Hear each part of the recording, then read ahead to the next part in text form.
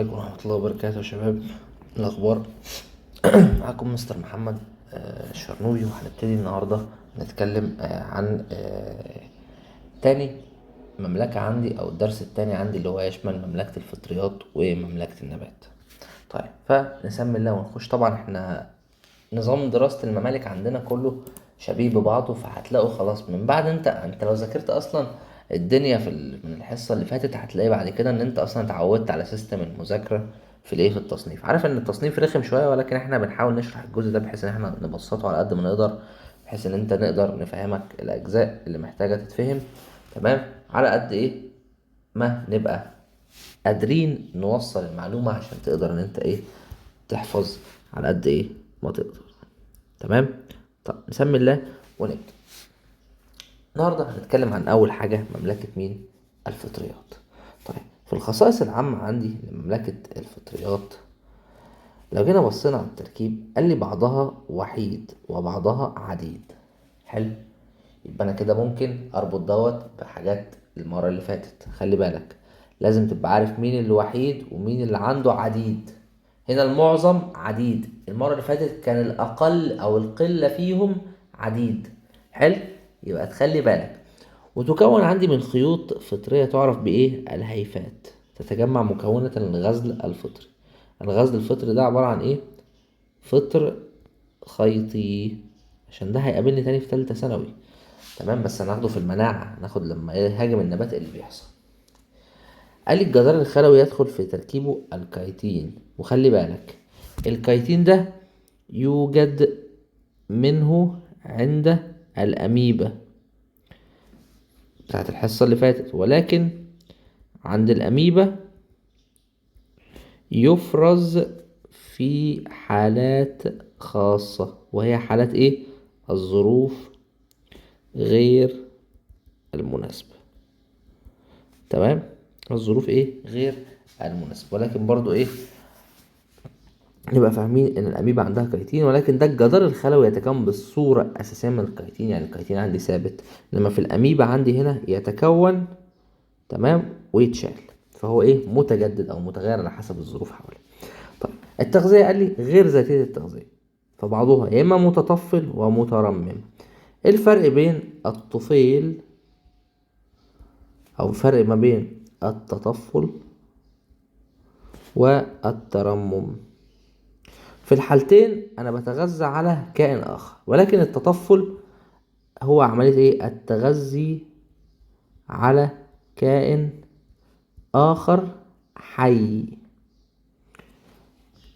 اشمعنى حطيت خطوط تحت حي؟ عشان الترمم دي هي التغذي على اجساد وجثث. جثث دي يعني كائنات ميتة، الكائنات الميتة. حلو. يبقى ده الفرق عندي ما بين الترمم والتطفل. التكاثر بتاعها قال لي جنسي، بالاضافه لتكاثرها لا جنسي بانتاج الجراثيم، وانتاج الجراثيم ده افضل عندي انواع التكاثر اللا جنسي، يعني هي بتتكاثر باحسن الطرق، بتتكاثر كتير جدا. تمام. قال لي ان هي في الغالب بتكون خمسة، او في كل التصنيف بتاعها خمسة. تمام، ولكن احنا هندرس منها بس كام واحدة؟ تلاتة. حلو. طيب، نبتدي بأول حاجة، شعبة الفطريات التزاوجية. دي قال الخيوط الفطرية غير مقسمة والجراثيم تنتج داخل حوافظ. فطر عفن الخبز. فطر عفن الخبز ده اللي بيطلع على لما احط العيش عندي كده، بلاقي يطلع عليه حاجات خلينا بقى باللون الطبيعي بتاعها، كان بيبقى لونها اخضر. تمام. كان بيبقى لونها اخضر. خلينا نمسح دي، بيبقى حاجات خضرة كده تطلع عندي على العيش. الحاجات دي كنت بنسميها فطر عفن الخبز. يجي يقول لك العيش عفن. العيش عفن. عفن دي يعني يعني حصل فيه المنظر اللي انت شايفه قدامك ده. حلو. طيب، نيجي نكمل بعد كده. بيقول لك ان هي عندي تنشأ داخل حوافظ جرثومية. فين الحوافظ الجرثومية دي؟ الجزء اللي فوق ده. تمام. الاجزاء اللي فوق ديت بتبتدي انها تفرقع، تطلع عندي الجراثيم. الجراثيم ديت ممكن تتنقل فين؟ هوا، ميه. تمام. والله تتنقل مع التراب، اي حاجه. المهم ان الحوافظ الجرثوميه دي لو فرقعت تطلع الجراثيم ويحصل عندي ايه الاكشن اللي انا شايفه ده. زي فطر عفن الخبز، سبب العفن الاسود على الخبز هو اسود وبيبقى ايه ده في اخره بيبقى اسود، لكن هو في الغالب بيكون إيه لونه مخضر شويه. تمام، وبيتكون بعد كده حوالي ايه اسود كده في ايه على الجناب بتاعته، وبعد كده يسود كله. قال لي يستخرج منه انزيم بنستخدمه في صناعه الجبنه. تمام، يستخرج منه انزيم ممكن نستخدم منه ايه صناعة الجبنة. في انواع من الجبنة معفنة، طبعا انت جه في بالك دلوقتي اكتر جبنة معفنة عندي جبنة الايه الريكفورد. تمام، ولكن مش شرط يكون عندي ريكفورد، في انواع تانية ايه من الجبن. تمام. طيب بعد كده عندي حاجة اسمها شعبة الفطريات الزقية. قال لي الفطريات الزقية دي بص دولت كانوا وحيدين الخلايا. تمام. طيب قال لي دي بعضها وحيد والبعض عديد. ابتدينا هنا ايه يبقى عندي تنوع. تمام. طيب ذو خيوط فطرية مقسمة بحواجز عرضية، وتتكون الجراثيم داخل أكياس جرثومية، إنما هنا كانت إيه حوافظ جرثومية. خلي بالك، يبقى الزقية في أكياس جرثومية وليست حوافظ. تمام. طيب أمثلتها الخميرة بتاعتنا اللي احنا بنجيبها بنخبز بيها دي، ده عندي مثال على إيه كائن وحيد الخلية من فطريات الزقي أو الزقية. تمام. وعندي البنسيليوم بينتج المضاد الحيوي المعروف البنسلين، ده أشهر عندي مضاد حيوي. تمام، واول مضاد اكتشفتاه كبشر. تمام، المضاد الايه الحيوي اللي هو الايه البنسلين دوت بينتج عندي من فطر اسمه الايه البنسلين، بس ده عديد. يبقى لو جه قال لي مثال عندي على كائن وحيد خلية يبقى مين خميرة، عديد الخلايا يبقى عندي مين البنسلين. ده بالنسبة للايه للفطر. طيب لو جيت بصيت عندي على شعبة الفطريات بقى البازيدية، قال لي دي الخيوط الفطرية مقسمة، والجراثيم تتكون داخل تركيب صولجاني اسمها الايه القبعة.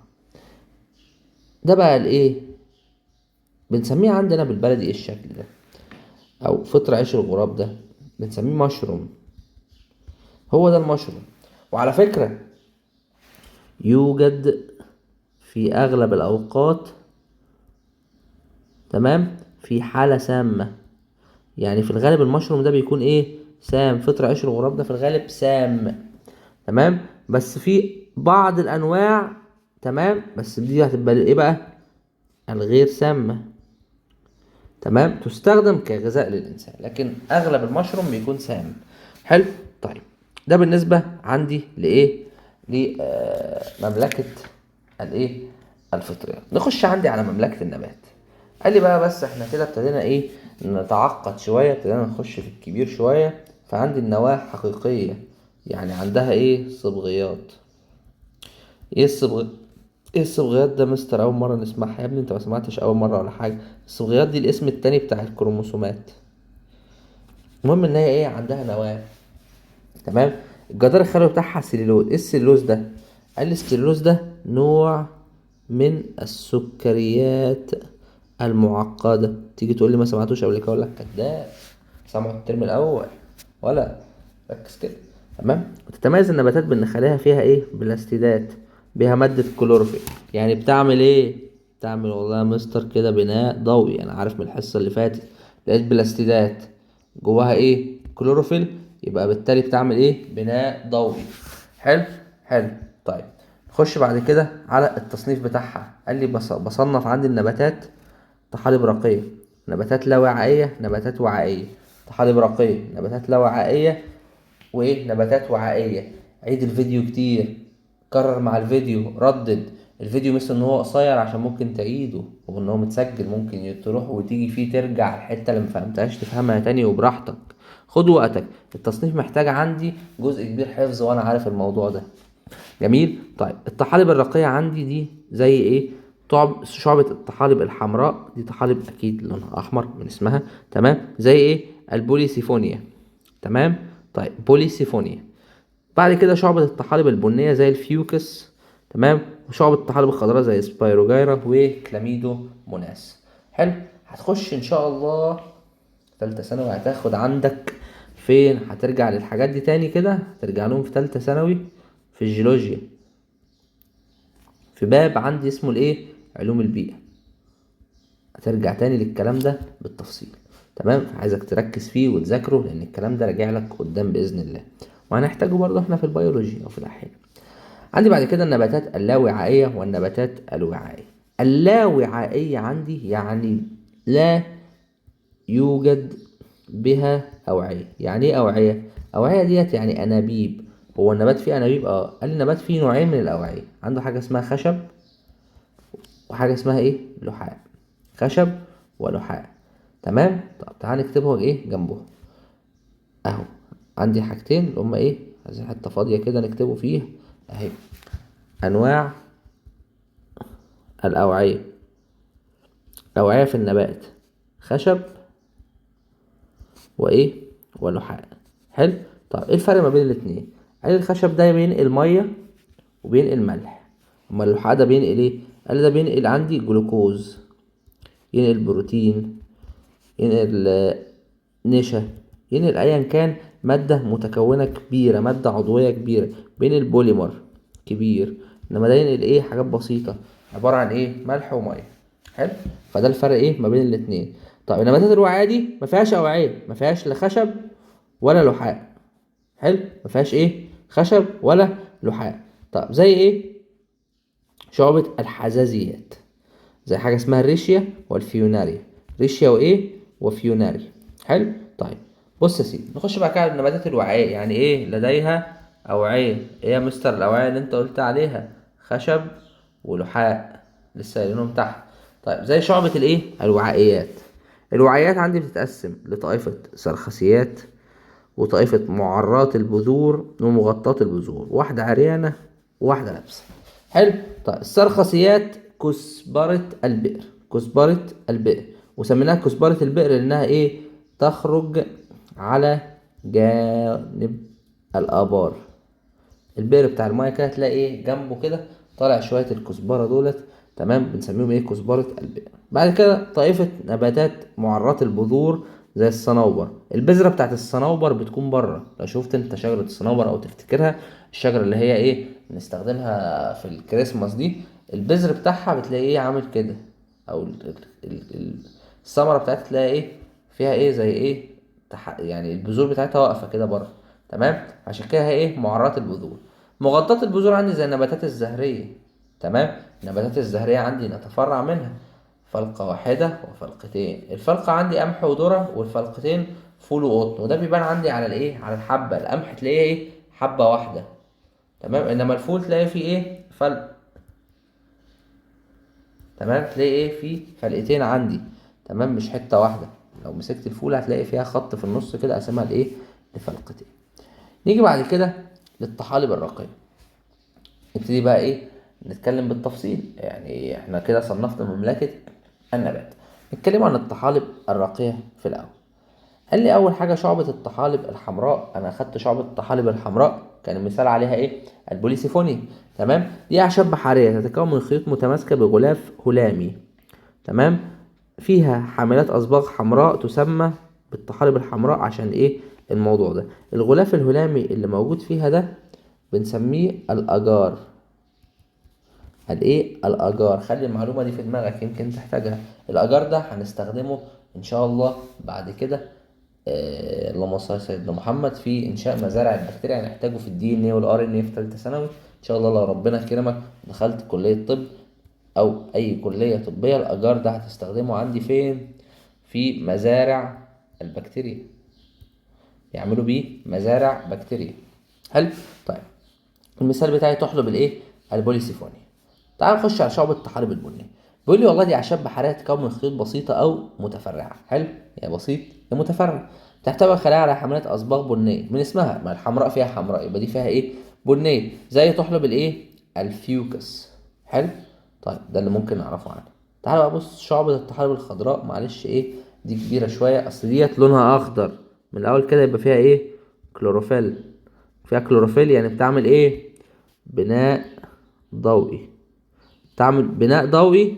يبقى نبص عليها بعضها وحيد الخلية والبعض عديد الخلايا. لو تاخد بالك هنا ده خلية واحدة. سبايروجيرا ده عديد خلايا اهو، كاتب لك الأمثلة فوق. طب تحتوي خلاياها على ايه؟ بلاستيدات اللي تسمى بالطحالب الخضراء. ليه؟ أصل الكلوروفيل ده لونه أخضر، فلو الكلوروفيل ده موجود يؤدي ان البلاستيدات تبقى لونها اخضر، بلاستيدات خضراء يبقى النبات او الطحلب عندي ايه؟ اخضر. زي تحلب الكلاميدوموناس، قال لي ده بيبقى فيه بلاستيدة فنجانية الشكل، تمام، على شكل ايه؟ فنجان، زي احنا شايفين ايه في الصورة قدامنا كده. حلو. طيب السبيروجار قال لي بياخد شكل خيوط وتحتوي خلايا على بلاستيدات حلزونية، بيبقى خيوط كده واقفة لبعضيها. السبيروجار ده برضو راجع لنا في تالتة ثانوي في حاجة اسمها الاقتران في التكاثر. خلي بالك احنا بنربط بتالتة ثانوي من دلوقتي، بنجهز لها من دلوقتي. خلي بالك الحاجات دي لازم تتذاكر عندي كويس. طيب خش بعد كده عندي على النباتات اللاوعائية. قلنا نباتات لاوعائية يعني ما فيهاش أوعية، تمام. طيب في نقل الماء والغذاء، عشان كده بنسميها لاوعائية. قلنا مثالها الحزازيات. طب قلنا ايه الأوعية بتاعتي؟ الأوعية كانت عبارة عن ايه؟ خشب ولحاء، وقلنا ده بينقل ايه وده بينقل ايه. حلو. دي بقى ما فيهاش الخشب ولا فيها لحاء، فانت تخلي بالك. زي الحساسيات، قال لي دي نباتات ارضيه تعيش في الاراضي الايه؟ الرطبه، يعني تلزمها رطوبه، تمام، والاماكن الضريره، تحتاج للرطوبه بدرجه كبيره للنمو والتكاثر، تمام. يبقى ممكن نقول انها ايه؟ تعيش في الغابات، الغابات فيها ظل كتير. حلو. طيب نباتات صغيره الحجم خضراء اللون، فيها شعيرات للتثبيت، في حاجه اسمها اشباه جذور، دي بتغذيها بالماء والاملاح. هي ما عندهاش جذر وما عندهاش جهاز وعائي، لكن هي ممكن تاخد الاكل عندي، تمام، سواء بالانتشار او بالايه؟ بالاسموزيه. زي نبات اسمه الريشيا، ده منبطح على سطح الارض، تمام. الريشيا هو بيبقى طالع ايه؟ سطح الارض. عارفين الريشيا ده اللي هو بتاع الحظ، تمام، مشهور عندي، اللي هو بيبقى النبتة اللي هي بتجلب الحظ يعني. طب نبات الفيوناريا عندي ده القائم على سطح الارض، يبقى هو ممكن يكون منبطح او نايم على سطح الارض او ايه؟ قائم. الفيوناريا زي ما انا شايف كده عبارة عن ايه؟ نبات واقف، لكن الريشيا عندي نايم على الارض او ايه؟ بنسميه منبطح. نخش بعد كده على النباتات الوعائية. خلاص كده اللاوعائية خلصت، فهمت ان هي ما عندهاش لا خشب ولا لوحة. قال لي دي نباتات تحتوي على أنسجة وعية متخصصة للنقل، زي الخشب بينقل المية وملح، خلي بالك، جذر الساق ثم أوراقه، واللحاء ينقل إيه؟ مواد عضوية متكونة. وأخدنا المواد العضوية ديت إيه؟ اتكلمنا عن الأمثلة اللي كان أشهرهم مين؟ الجلوكوز. حلو. طيب خش على نباتات الوعاء. قال لي شعبة الوعائيات تصنف عندي لطائفة السرخسيات. أول حاجة دي نباتات بسيطة عشبية، القليل منها شجيرية أو أشجار لها سيقان وأوراق وجذور. حلو. موجودة دايما في الآبار والوديان، تتكاثر إيه؟ لا جنسيا، بإنتاج الجراثيم، توجد في تراكيب خاصة على السطح السفلي، تمام. التراكيب الخاصة ديت على الورقة من تحت كده بنلاقي إيه؟ تراكيب كده حوافظ جرثومية. لو دي مثلا الإيه؟ الورقة، لو عملت مثلا دي الورقة كده، تمام، بنسميها بثرات جرثومية. ايه البثرة دي؟ يعني حبوب يعني، فاهم؟ طيب بنسميها ايه؟ بثرات جرثومية، تمام. المثال بتاعها نبات الفوجير وكزبرة البئر. والفوجير عندها جاي برضو عندي في تالتة ثانوي، اهتم بيه واهتم بالايه؟ بالطريقة بتاعة التكاثر بتاعته، تمام، اسمها تعاقب الأجيال، عشان إن شاء الله إيه؟ لما نخش تالتة ثانوي نكونوا فاكرين. حلو. طيب نخش بعد كده على طائفة معرات البذور. طائفة إيه؟ معرات البذور. قلنا زي الصنوبر، شايف الصورة دي اللي احنا اوريدي رسمنا حاجة شبهها. نباتات معظمها أشجار والقليل منها شجيرات، إنما اللي فوق كان بص إيه؟ معظمها عشبية، إنما دي معظمها اللي هي معرات البذور أشجار، تحمل أوراق بسيطة إبرية الشكل، لا تكون أزهار، يبقى لا زهرية، بس فيها مخاريط مذكرة ومؤنث، وتكون بذور وليس لها غلاف ثمري. بص البذر هو عامل ازاي؟ موجود بره وانا ممكن اشوفه، مفيش غلاف مغطيه. حلو. لذلك سميت ايه؟ بمعرات البذور. ده ممكن يسألني سؤال علل ليه هي سميت بعرات البذور؟ لان بذورها ليس لها ايه؟ غلاف ثمري، زي ما انت شايف كده هنا في الصورة طالعة بره. حلو. طيب نيجي بعد كده لطائفة مغطاة البذور. قال لي دي نباتات أرضية لها سيقان وورق وجدر، تمام، يعني نبات زي الفل. حلو. نبات قائم في الأرض مفيهوش أي مشكلة، تحتوي بذورها أو تكون بذورها عندي داخل غلاف ثمري. داخل إيه؟ غلاف ثمري، عشان كده اسمها مغطاة الإيه؟ البذور. طب زي إيه؟ ذوات الفلقة الواحدة والفلقتين، دي الطويفات أو تحت الطائفة، تمام. طيب الفلقة الواحدة عندي تمام بتتقسم على حسب الايه؟ او ليها كذا تصنيف يعني. طب ذات الفلقة الواحدة بيبقى ذات فلقة واحدة، وذات الفلقتين فلقتين مسماهم بالنسبة للبذر. الورق بتاعها ذات الفلقة الواحدة ده تعرق متوازي. يعني ايه؟ يعني الورقة، لو انا شفت ورقة كده، انا اغلب الورق اللي في الشجر بشوفه عامل كده صح؟ قال لي لا، التعرق في دي بقى بيكون متوازي، بيكون ماشي كده مع الايه، مع الورقة، تمام، في نفس اتجاه الورقة، تمام. لكن الفلقة الواحدة تعرق شبكي، اللي هو ممكن نلاقيه ايه بالشكل ده كده، اللي هي عبارة عن ايه، شبكات وتفرعات عندي من الايه، التعرقات. حلو. طب بالنسبة للأزهار قال لي دي ذات محيطات زهرية ثلاثية أو مضاعفتها، تمام، وديت رباعية خماسية أو مضاعفتها. على فكرة الكلام ده مهم جدا، تمام. الساق حزم أنسجة وعائية مبعثرة، لكن ديت مرتبة في ايه، في حلقات، والحلقات ديت من ايه، من جزء لجزء، بيبتدي كل جزء يأثر على الوظيفة بتاعت الايه التاني. حلو. طيب بالنسبة للجذور قال لي هنا في الجذور بتاعت النباتات مغطاة البذور، او قصدي معلش ذوات الفلقة الواحدة بتكون ليفية، لكن في ذوات الفلقتين بتكون ايه، وتدية، تمام. ليفية ووتدية. الأمثلة عندي قمح بصل وصبار وزنبق، تمام، ذرة وموز وايه ونخيل. وهنا عندي بسلة فول قطن ورد برتقال، تمام. والأمثلة دي طبعا أيوه عليك ايه، حفظ. كده نكون عندنا وصلنا لنهاية الدرس بتاع النهاردة، تمام. يبقى احنا كده خلصنا مملكة الفطريات ومملكة النبات، تمام. نتمنى ان احنا نذاكر الاجزاء ديت. الشرح في الجزء ده ما بيكونش على قد ما انت لازم ان انت تذاكر. التصنيف عبارة قلنا عن ايه، مذاكرة في الغالب قبل ما نبدأ، تمام. فمحتاجين مذاكرة على طول، نسمع الفيديو كذا مرة، نخلي الفيديو يساعدنا في ان احنا نذاكر، تمام. الفيديو هيخليك تقدر ان انت تعيد كذا جزء، ويخليك تعرف تذاكر الجزئية كويس. اسمعه وانت بتذاكر، اسمعه كل ما تبتدي ان انت تنسى الجزئية ديت، هتلاقيه ايه، بيساعدك في الموضوع ده، تمام. اشوفكم ان شاء الله الحصة الجاية يا شباب، وشكرا.